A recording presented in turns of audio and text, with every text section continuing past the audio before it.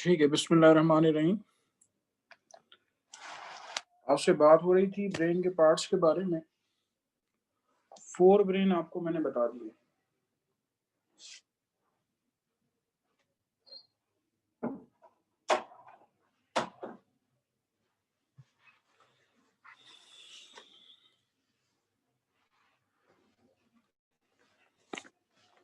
ठीक है, बिस्मिल्लाहिर्रहमानिर्रहीम। आगे बात करने जा रहा हूँ आपसे फर्दर।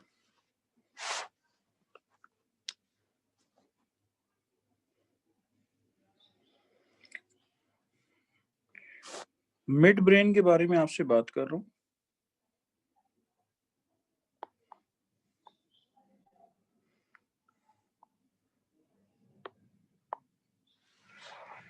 मिड ब्रेन क्या करता है?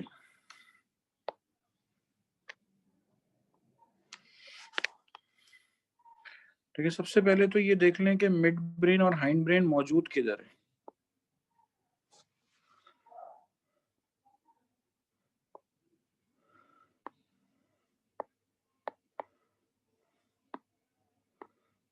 देखें, ये 4 ब्रेन है,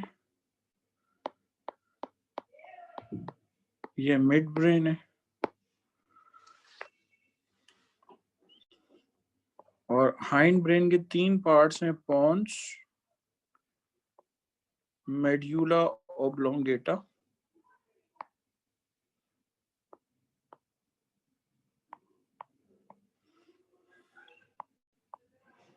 और सेरिबेलम।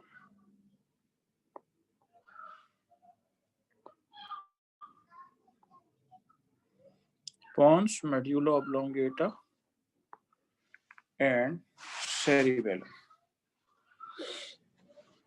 आपसे पहले बात करने जा रहा हूँ मिड ब्रेन के बारे में। मिड ब्रेन को आप इस तरह से याद रखें, मिड ब्रेन की कोई डिवीजन नहीं है। अपने हाथ से आप सारे के सारे अपना हेड फिक्स करें। ठीक है, हेड फिक्स करने के बाद अब आप कोशिश करें कि छत पे देखें, आपका हेड नहीं हिलना चाहिए। छत पे देखें, फिर हेड को फिक्स रखे रखे आप नीचे देखें, दाएं देखें, बाएं देखें। ठीक है, तो ये दरअसल आपके पास जो आपकी आई बॉल्स हैं, ठीक है, ये जो आपकी आई बॉल्स हैं, इन आई बॉल्स की मूवमेंट ऊपर नीचे दाएं और बाएं, ये जो मूवमेंट ऑफ आई बॉल्स है हेड फिक्स करने के बाद, मिड ब्रेन क्या करता है? इस मूवमेंट में मदद देता है। It helps in the movement of I balls. I balls की मूवमेंट में मदद देता है। ठीक है, it helps in the movement of I balls. I balls की मूवमेंट में जो है ये मदद देता है। ठीक है, इसके अलावा also helps in some reflex actions at head level। इसके अलावा कुछ रिफ्लेक्स एक्शन जो कि हेड लेवल पर होते हैं, ये उसमें भी रोल प्ले करता है। It also helps in some reflex actions at head level. Head level पे जो रिफ्लेक्स एक्शंस हैं आपने न पहले कभी पढ़े हैं न आगे पढ़ेंगे। प्यूपिलरी लाइट रिफ्लेक्स होता है। ठीक है, इसके अलावा आपके पास और भी हेड लेवल पे रिफ्लेक्सेस होते हैं, उसमें ये मिड ब्रेन जो है वो रोल प्ले कर रहा होता है। और क्या करता है इसके अलावा? It also helps in sleep and awakening. सोने में और जागने में हेल्पफुल होता है, along with other parts, दूसरे और पार्ट्स के साथ। ठीक है, अलोंग विद अदर पार्ट्स, दूसरे पार्ट्स के साथ सोने जागने में मदद देते। दूसरे पार्ट्स कौन से हैं? पॉन्स भी हेल्पफुल होता है, मेडुला भी हेल्पफुल होता है सोने जागने में, तो ये भी मिड ब्रेन का काम। मैंने ऐसे बच्चे देखे हैं कि जिनका मिड ब्रेन डैमेज है या मिड ब्रेन से आने वाली नर्व डैमेज है, तो वो अपनी आई बॉल की मूवमेंट नहीं कर सकते। ठीक है, और उनको एग्जामिन करने के बाद फाइनली एक कंक्लूजन आया कि मिड ब्रेन के लेवल पे इंजरी है या उससे नर्व जो निकल के आ रही है उसके लेवल पे इंजरी है, तो आई बॉल की मूवमेंट नहीं हो सकती। बकायदा इसका छोटा सा टेस्ट होता है जो डॉक्टर करता है, जिसमें आई बॉल की मूवमेंट जो है वो नजर आती है। अगर वो ना मिले तो हम कहते हैं कि there might be the lesion at the level of midbrain और the nerves arising from it. ठीक है, ये नर्व उससे निकल रही हैं, वहां पे लीजन मौजूद। ठीक है, चलें, ये बात हो गई आपसे मिड ब्रेन के बारे में। नोट करना है आप कर सकते हैं।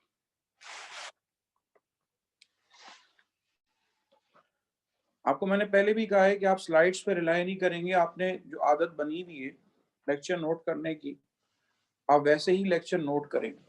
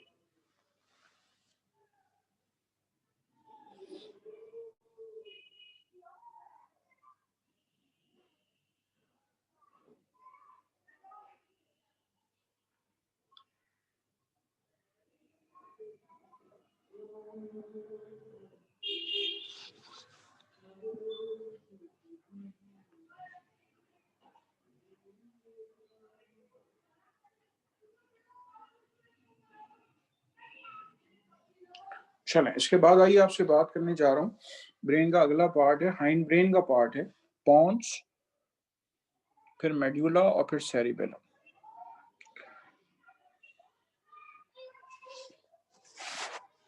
पॉन्स के बारे में आपसे बात करने जा रहा हूँ।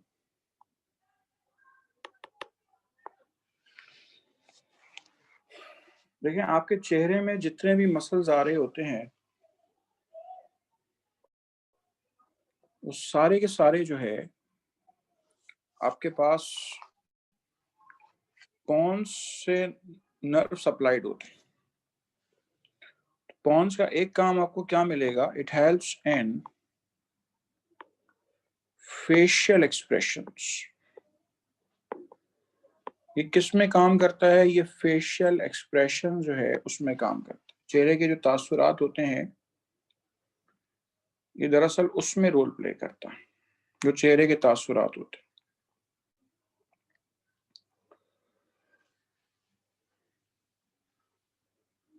आप अजीब अजीब अगर मुंह बनाएं, ठीक है, आप अजीब अजीब अगर मुंह बनाएं तो वो चेहरे के जो मसल्स हैं वहां पे नर्व्स आ रही होती है, किससे? पॉन्स से नर्व्स आ रही होती है। अच्छा, यहाँ पर एक चीज आपको रिकॉल करा रहा हूँ। टीवी पे आपने शायद कुछ लोगों को बात करते हुए देखा हो, अगर खामोश बैठे में तो पता नहीं चलता, लेकिन जब बात करना शुरू करते हैं तो ये पता चलता है। ठीक है, हाँ, मैं किसी के ऐब नहीं बता रहा हूँ, ठीक है, आपको ये चीज समझा रहा हूँ, ये बहुत इंपॉर्टेंट है। पॉन्स से कुछ नर्व्स निकलती हैं जो हमारे कान के अंदर से होती हुई हमारे चेहरे के मसल्स तक आती। तो अगर एक्सीडेंट्स वगैरह में अगर कान के अंदर इंजरी होती है तो होता ये है कि कान के अंदर इंजरी होने की वजह से चेहरे के जो मसल्स हैं ऐसे लोगों के वो पैरालाइज हो सकते हैं। चेहरे के जो मसल्स हैं वो पैरालाइज हो सकते हैं। आपने टीवी पे शायद देखा हो मलाला को। मलाला अगर बात करती है तो उसका मुंह जो है वो एक तरफ डेविएट हो जाता है। शायद आपकी नॉलेज में है कि जब वो पाकिस्तान में थी तो उसको वो एक अपनी पर्टिकुलर रिपोर्ट लिखा करती थी, तो उसको हिट किया था, ठीक है, गोली मारी गई थी जो दिमाग के अंदर गई थी। फिर उसको जो है वो ट्रीटमेंट दी गई, अल्लाह का शुक्र है कि वो सही हुई, फिर वो बाहर गई। ठीक है, तो इस सारी बातों से कहना क्या चाहता हूँ कि पॉन्स या उससे निकलने वाली नर्व उसके अंदर उसकी डैमेज हुई है, जब वो बात करती है तो उसका मुंह एक तरफ डेविएट हो जाता है। इसी तरह टीवी पे एक पॉलिटिकल लीडर हैं जावेद हाशमी साहब, वो भी जब बात करते हैं तो मुंह उनका एक तरफ डेविएट हो जाता है। इसके अलावा अगर मैं आपसे बात करूं, कश्मीर के लीडर हैं यासीन आज़ाद साहब, तो वो भी क्या कहते हैं कि अगर बात करते हैं तो वो एक तरफ उनका चेहरा जो है वो डेविएट हो जाता है। ऐसे लोग अगर पानी भी पीते हैं तो पानी उनको मुंह ऊपर करके पीना पड़ता है, क्योंकि पानी जो है मुंह से अदरवाइज गिरना शुरू हो जाएगा। अदरवाइज पानी जो है वो मुंह से गिरना शुरू हो जाएगा। तो ये आपके पास पॉन्स का काम है, it helps in the facial expressions. ठीक है, ये दरअसल आपके पास फेशियल एक्सप्रेशन जो है ये उसके अंदर रोल प्ले करता है। It helps in facial expressions. और इसके अलावा इट ऑल्सो हेल्प्स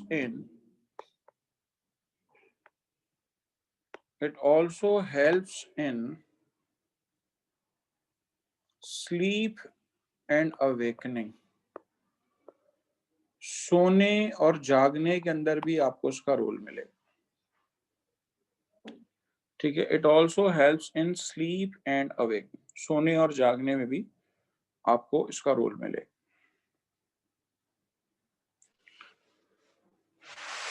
चलें, दिस इज अबाउट पॉन्च। कर ले, नोट कर लें इसको।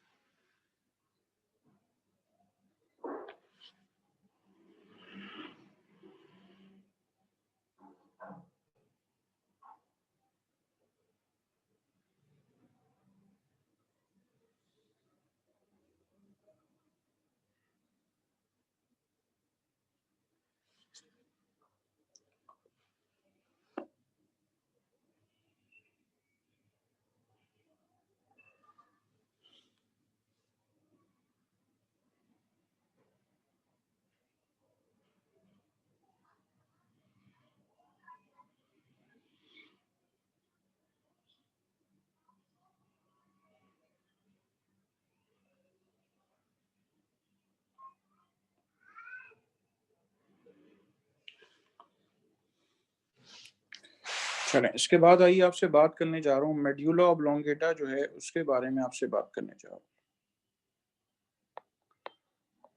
मेड्यूला ऑब्लोंगेटा, मेड्यूला ऑब्लोंगेटा के बारे में बात करने जा रहा हूँ।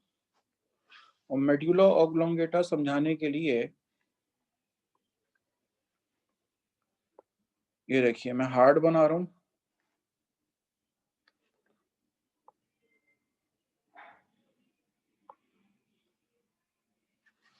लंग्स बना रहा हूँ, गैस्ट्रो इंटेस्टिनल ट्रैक बना रहा हूँ। इसके अलावा और भी बहुत सारे काम है उसके। तो मेड्यूला करता क्या है? मेड्यूला दरअसल जो है वो हार्ट रेट को कंट्रोल करता है। This actually controls heart rate. 72 पर मिनट आपका हार्ट रेट है, इसको कंट्रोल करता है।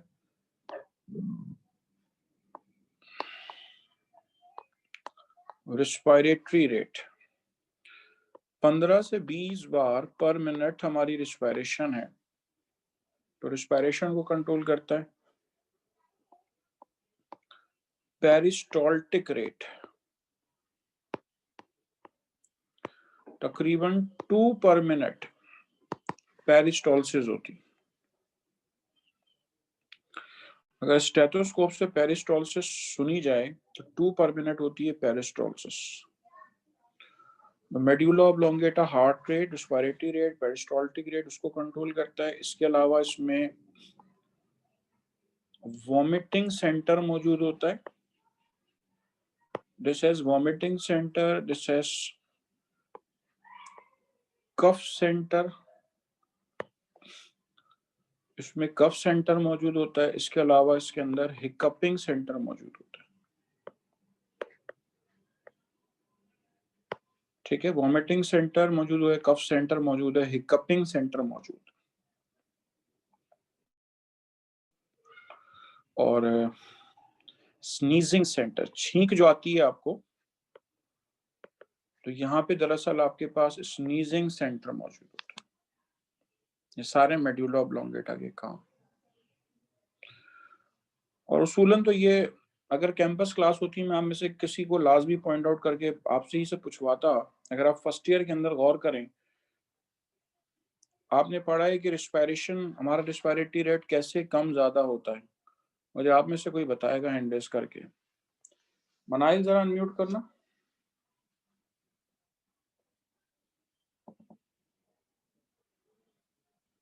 मेड्यूला ऑब्लोंगेटा कैसे रिस्पायरेटरी रेट कंट्रोल करता है?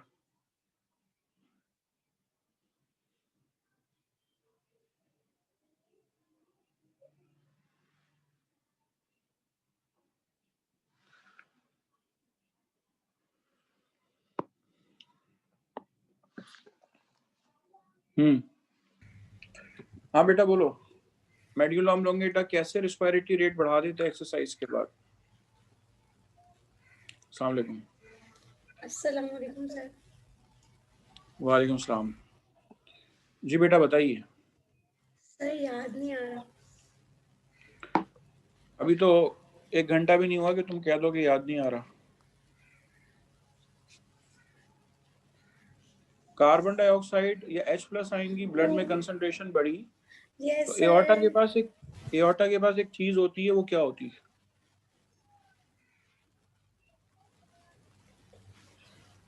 एओर्टा के बाद पास एक मखसूस चीज होती है जो कार्बन डाइऑक्साइड और हाइड्रोजन आयन से स्टिमुलेट होती है। कैरोटिड बॉडी होती है। कैरोटिड बॉडी में कीमो रिसेप्टर्स होते हैं। वो chemo receptors medulla of brain तक जो है वो मैसेज ट्रांसमिट करते हैं। मेड्यूला ऑफ ब्रेन तक मैसेज ट्रांसमिट करते हैं। जब मेड्यूला ऑफ ब्रेन तक वो मैसेज ट्रांसमिट करते हैं तो इससे क्या होता है कि अगर कार्बन डाइऑक्साइड या H+ आयन बढ़े हुए हो तो इससे क्या होता है, रिस्पायरेटरी रेट बढ़ जाता है।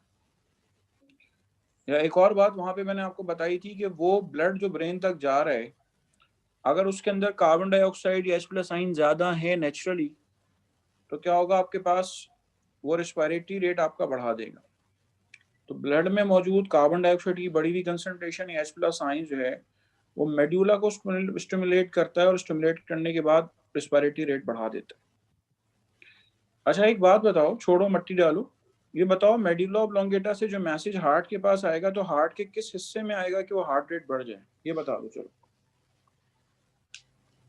हार्ट के किस हिस्से में आएगा मेड्यूला से मैसेज कि हार्ट जो है वो हार्ट रेट बढ़ जाए?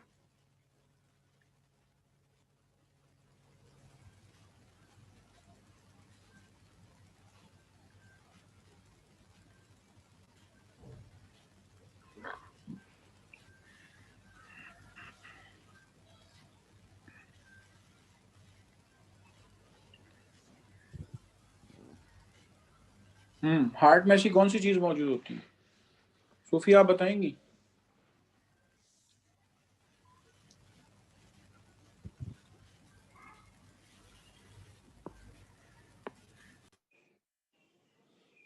जी सूफी आप बताएंगी, हार्ट में ऐसी क्या चीज मौजूद होती है कि मेडुला के नर्व्स आए और मेडुला से नर्व्स आने के बाद हार्ट रेट बढ़ जाए? हार्ट में ऐसी कौन सी चीज मौजूद होगी?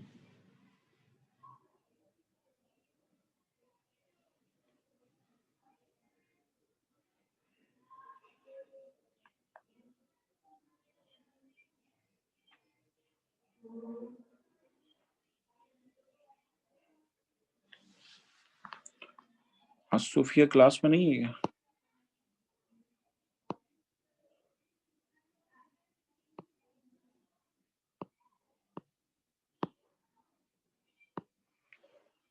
जी हार्ट का वो पार्ट कौन सा है बेटा, बोलो। सर मैं सोच रही हूँ, मुझे एक्चुअली बिल्कुल याद नहीं है, इसीलिए मैं हैंड रेस नहीं कर पा रही थी। कोई बात नहीं, आप सोचें। जी। हार्ट में ऐसा राइट एट्रियम पे मौजूद हो तो चलो मैंने इतना बता दिया, अब तो बता दूं।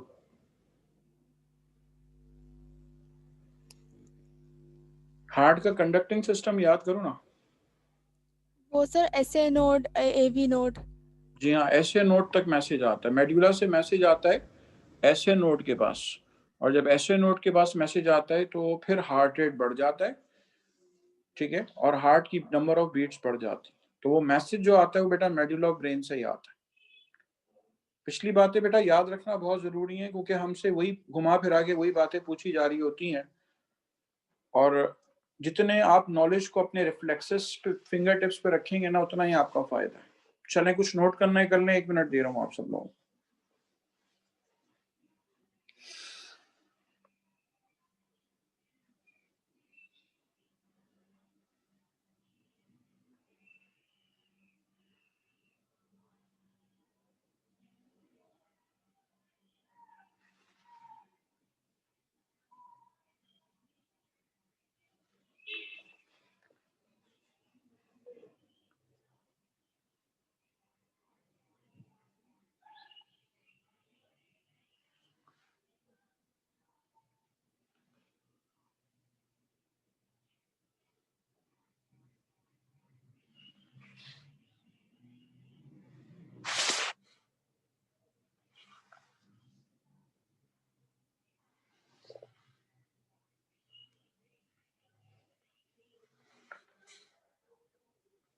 चलें, आपसे बात हो गई पॉन्स के बाद मेड्यूला ऑब्लोंगेटा के बारे में।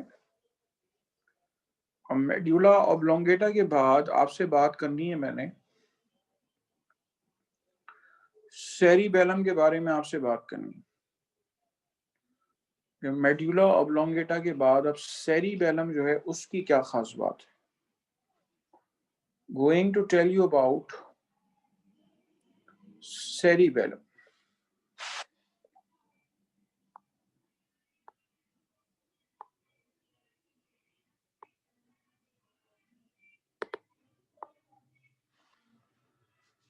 ठीक है, सेरिबेलम के बारे में आपसे बात कर रहा हूं। सेरिबेलम जो है इसका काम क्या है, ये देखें, ये आपके पास ब्रेन है, इसमें ये वाला पार्ट सेरिबेलम, ठीक है, दिस इज सेरिबेलम। इसका बेसिकली काम क्या है, मैं अक्सर इसका काम याद कराने के लिए यहाँ पे एक अदद ये बना देता हूँ, जरा देखिएगा क्या बनाता हूँ।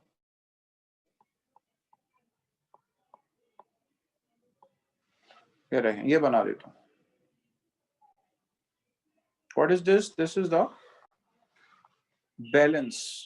सेरिबेलम का काम क्या है? सेरिबेलम का काम है it controls balance of the body.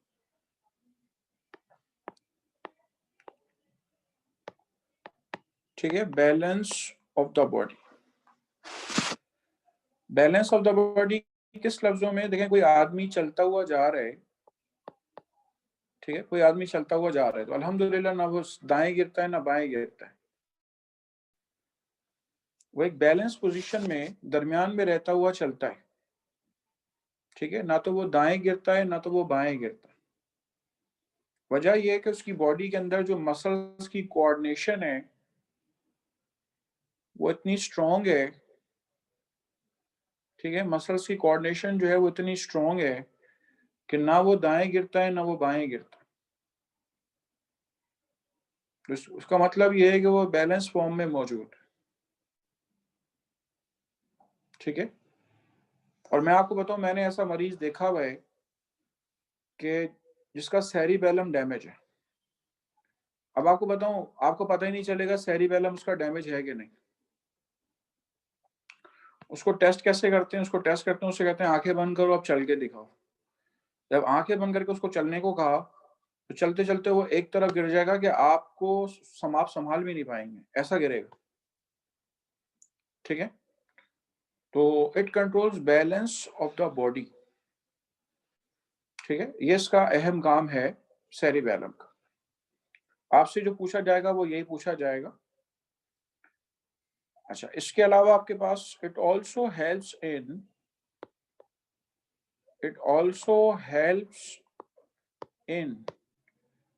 precision of voluntary movements.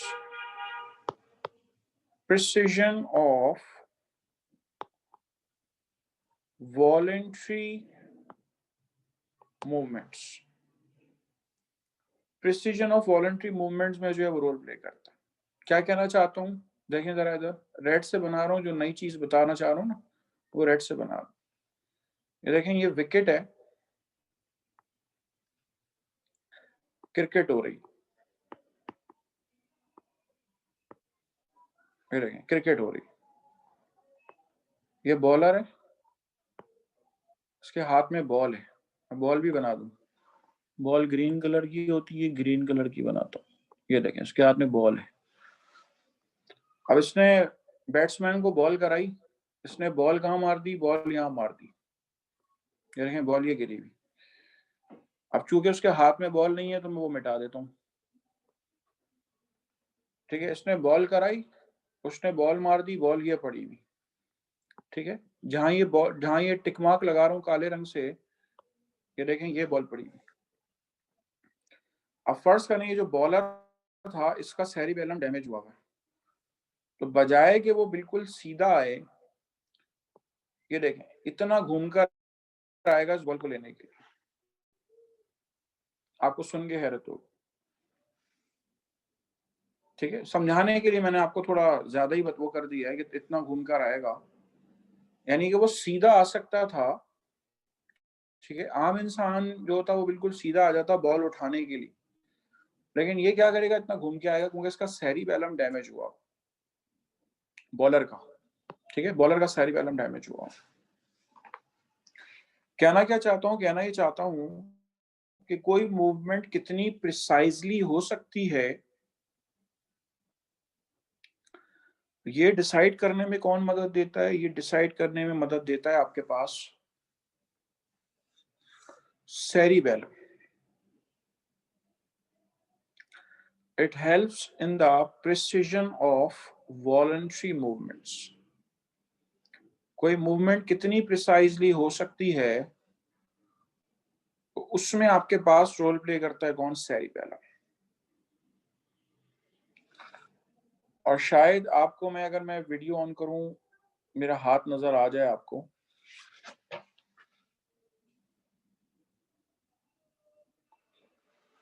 तो देखें, तेजी से अगर हाथ यूं करें, ठीक है, यूं तेजी से हाथ करें, तो तेजी से यूं हाथ करें। सूफिया नजर आ रहा है? हाथ नहीं नजर आ रहा? अब आ रहा है? अभी भी नहीं आ रहा? अब आया? अब आ रहा है? यूं करें, देखें हाथ, वो कैमरे के सामने नहीं होगा ना। ये देखें, हाथ यूं कर रहे हैं, तो ये जो हाथ तेजी से, देखें, हाथ को यूं लगाया, फिर यूं लगाया, फिर यूं हथेली लगाई, फिर बैक लगाई, तो हाथ जो है ना वो यूं इस तरीके से लगाएंगे, तो ये दरअसल सेरिबेलम का काम है। ठीक है, इसे कहते हैं मस्कुलर कोऑर्डिनेशन।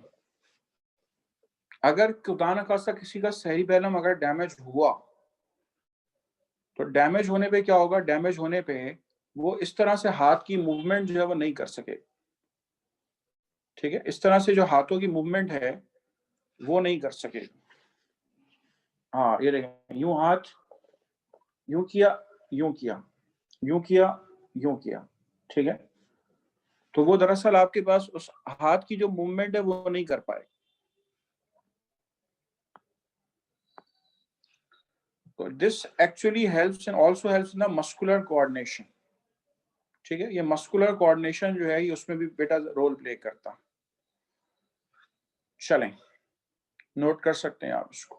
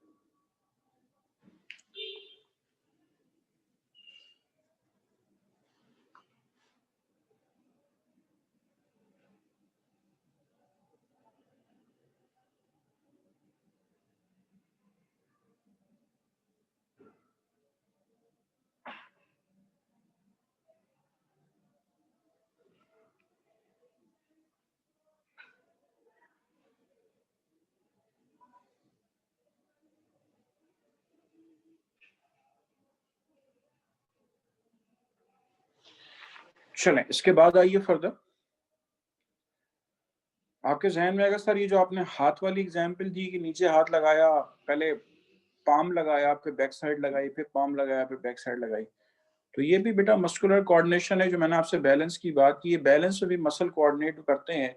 हमारे राइट साइड के मसल लेफ्ट से कोऑर्डिनेट करते हैं, तभी हम सीधे खड़े होते हैं, अल्हम्दुलिल्लाह। चलें, इसके बाद आ जाइए, सेरिबेलम के बारे में बात हो गई। अच्छा, इसके बाद आपसे बात करने जा रहा हूं, next to it is brainstem. किसे कहते हैं? Brain stem.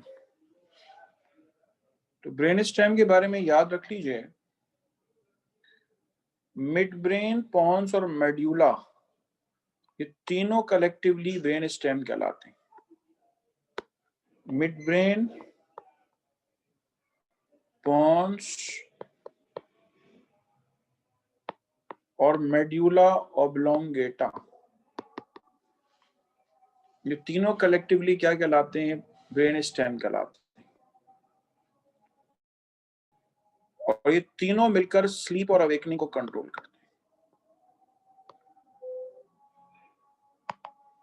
ठीक है, सोने जागने को कंट्रोल करते हैं।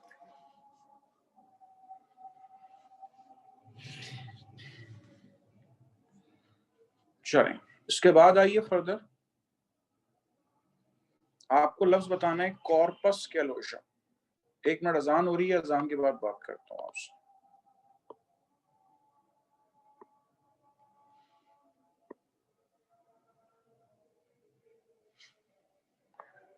कॉर्पस कैलोशम क्या होता है, इसके बारे में आपसे बात कर।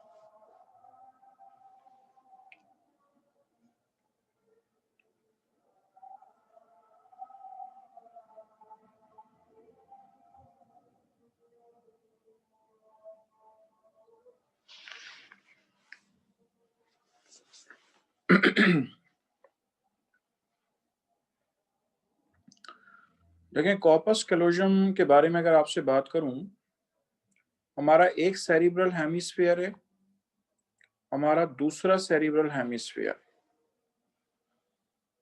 ठीक है, हमारा एक सेरिब्रल हेमिस्फीयर है, हमारा दूसरा सेरिब्रल हेमिस्फीयर है। इन दोनों सेरिब्रल हेमिस्फीयर्स के दरमियान आपस में ट्रांसमिशन हो सकती है।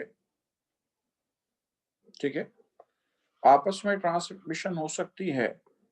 ये क्या कहलाता है? ये कहलाता है कॉर्पस कैलोशम। ठीक है,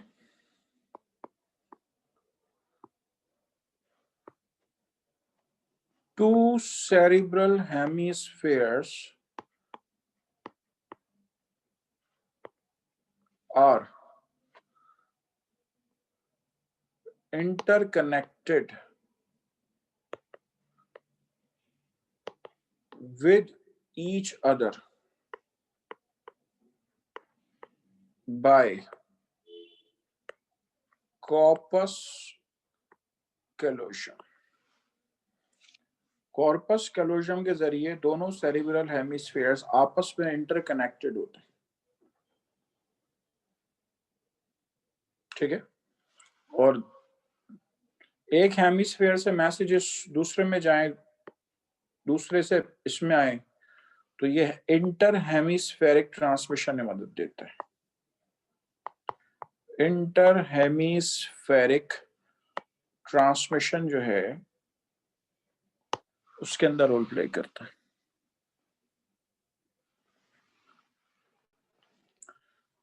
करें, नोट करें इसको।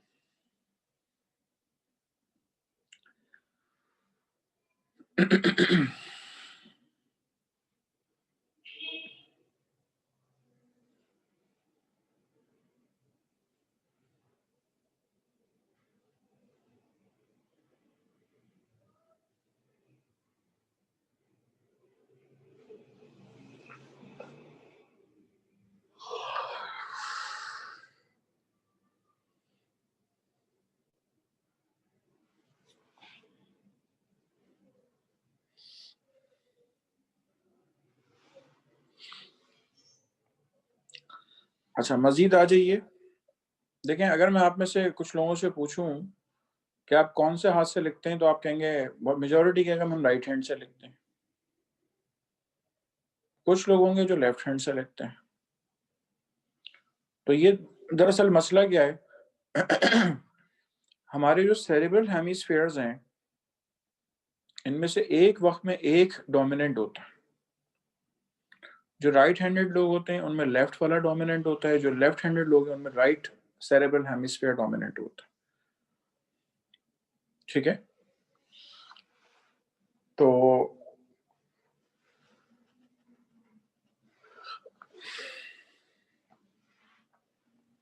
राइट वालों में लेफ्ट डोमिनेंटेड, लेफ्ट वालों में राइट जो है वो डोमिनेंट है।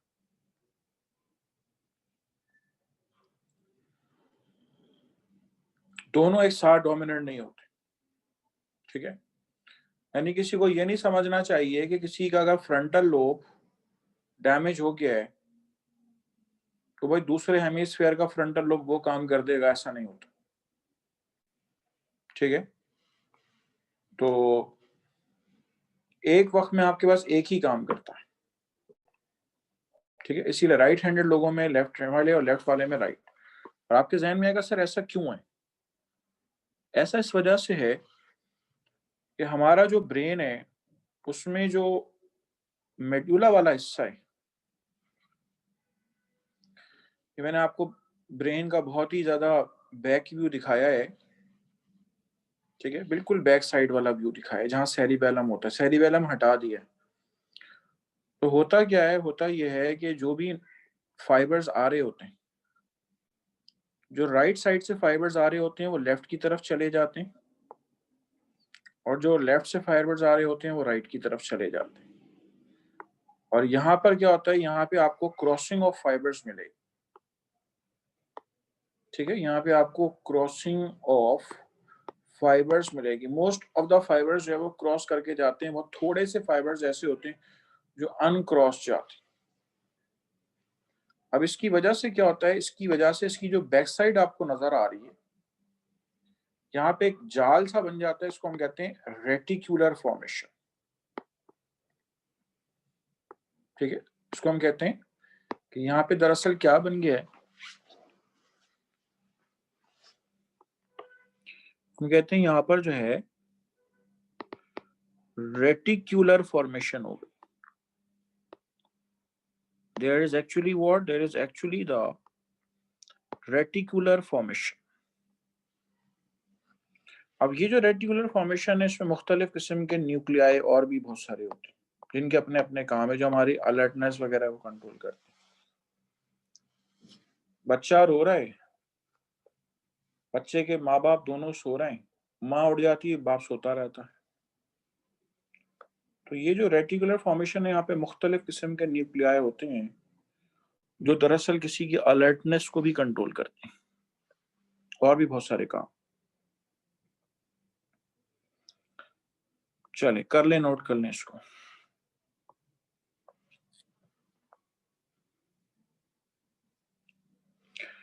कोई सवाल करना है तो पूछ सकते हैं, अभी बातचीत कंटिन्यूड है ब्रेन से रिलेटेड।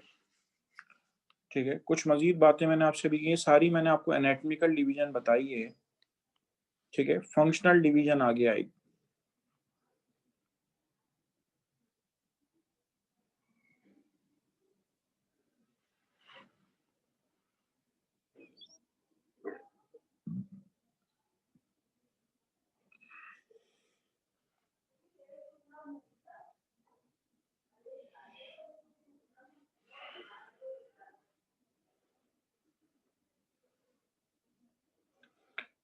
जी हर्षिता। अस्सलाम वालेकुम सर। जी वालेकुम सलाम। सर मुझे हाँ ये बेटा बोलो। पूछना है कि जो इंसान दोनों हाथों से लिख सकते हैं उनमें कौन सा हेमिस्फीयर डोमिनेंट होता है? ऐसे कुछ लोग आपको मिलेंगे जो कि दोनों हाथों से लिख सकते हैं। देखिए एक बात याद रखिएगा, दोनों हेमिस्फीयर्स कंप्लीटली फिर भी उनमें डोमिनेंट नहीं होंगे। हमारे ब्रेन में जो हिस्सा डोमिनेंट होता है उसमें होता है एक हैंड स्केल एरिया, नाम याद रखिए, हैंड स्केल एरिया। तो वो जो हैंड स्केल एरिया है, तो वो अगर जो एक में डोमिनेंट है वो तो है, लेकिन दूसरे वाले में उसने वो हैंड स्केल एरिया डोमिनेंट करवा लिया है अपने दूसरे हाथ से लिख लिख कर।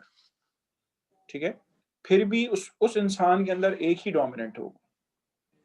ठीक है, और ज्यादातर लोगों के अंदर लेफ्ट वाला ही डोमिनेंट होता है। Okay sir. ठीक है, क्योंकि लेफ्ट वाले में हमारे पास स्पीच एरिया होता है, ब्रोकाज एरिया होता है, और भी बहुत सारे एरियाज है। ब्रेन इतना छोटा नहीं जितना आपने पढ़ा है। ब्रेन तो 6 महीने तक पढ़ते रहेंगे, ब्रेन ही खत्म नहीं होगा। इतना बड़ा टॉपिक है ब्रेन का, इतने ढेर सारे एरियाज हैं इसके अंदर की आपकी सोच है। तो मैंने आपको बताया है उसके फिर भी कोई ना कोई डोमिनेंट होगा एक। ठीक है, जो दोनों हाथों से लिख सकते हैं, ऐसा लोग करते हैं। ठीक है, पैर से भी तो लोग लिखते हैं ना। उन्होंने दरअसल अपनी हैबिट डेवलप करवाई।